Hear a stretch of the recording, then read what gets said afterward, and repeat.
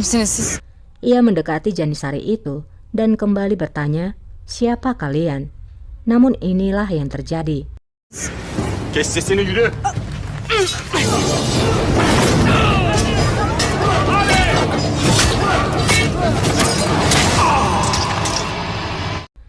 Meski ia adalah seorang putri, ternyata putri adalah seorang petarung.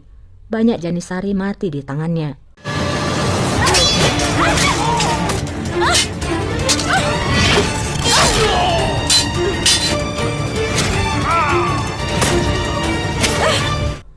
Namun tiba-tiba, seseorang meletakkan pedangnya di punggung putri.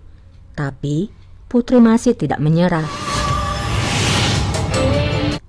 Rupanya, itu adalah raja. Raja dan Faria pun saling memandang.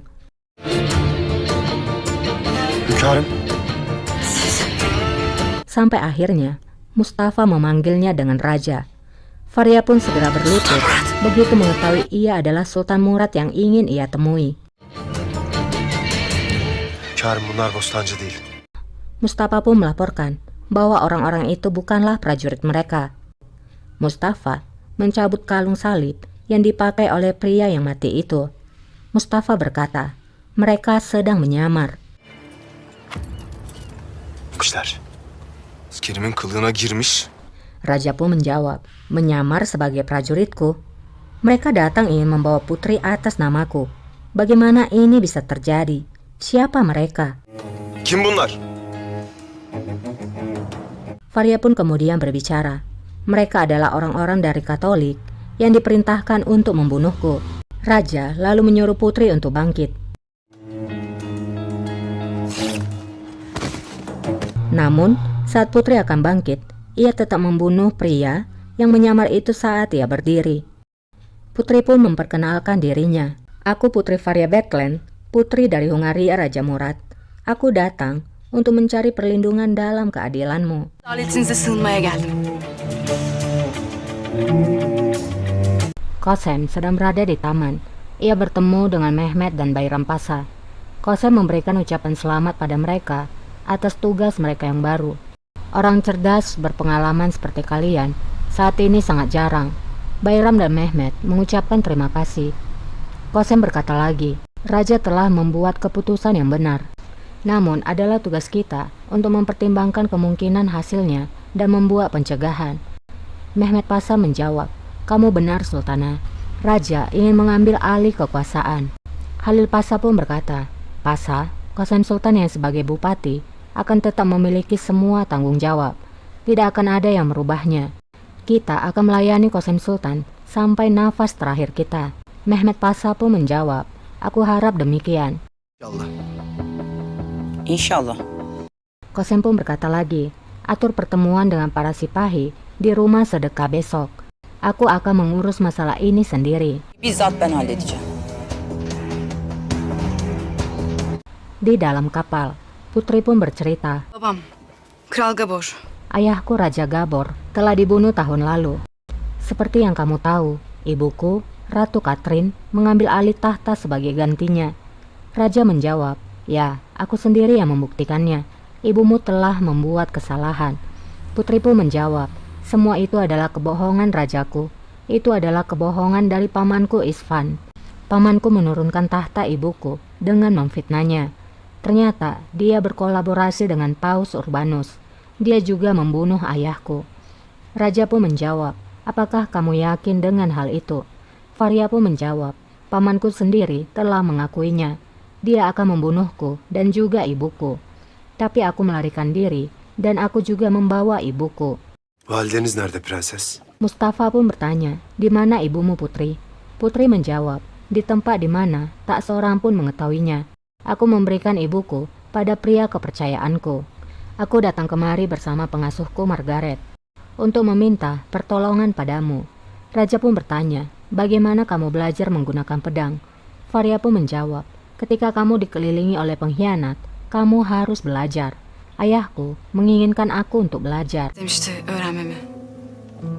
Raja pun menjawab, beristirahatlah putri. Raja lalu keluar dari kapal.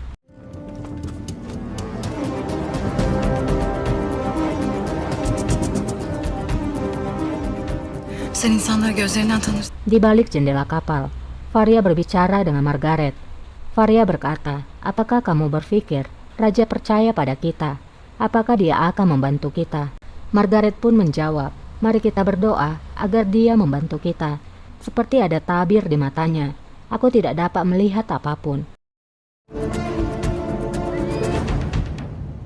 Prenses Faria, Tidak lama Mustafa masuk ke dalam kapal. Mustafa berkata, Putri Faria, kami akan menyelidiki masalahnya. Sampai saat itu, kamu akan menjadi tamu kami. Semua kebutuhanmu akan terpenuhi. Jangan khawatir. Sekarang, kalian di bawah perlindungan raja.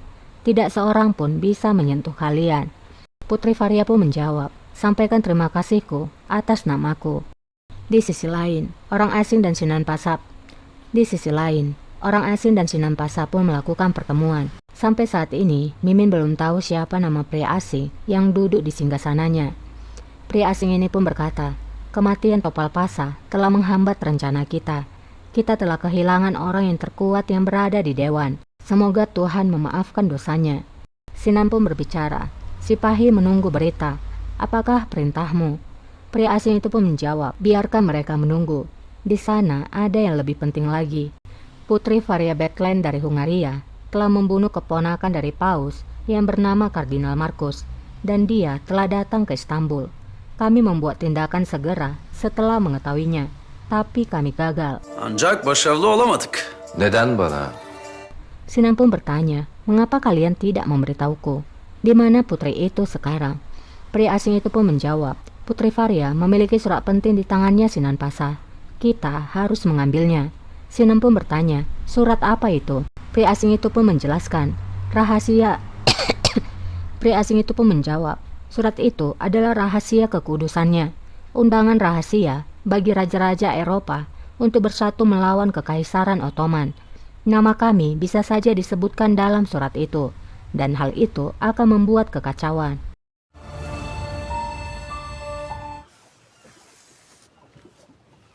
Sultan Murat.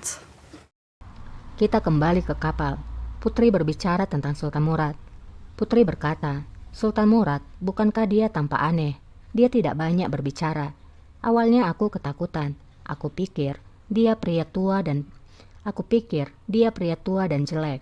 Tapi ternyata tidak. Dia masih muda, kuat, dan perkasa. Genç. Güçlü. Bir de güzeldir prenses. Margaret pun menjawab, aku harap dia memiliki hati yang lembut. Karena jika dia tidak membantu kita, maka kita akan mati. Ölüm demek.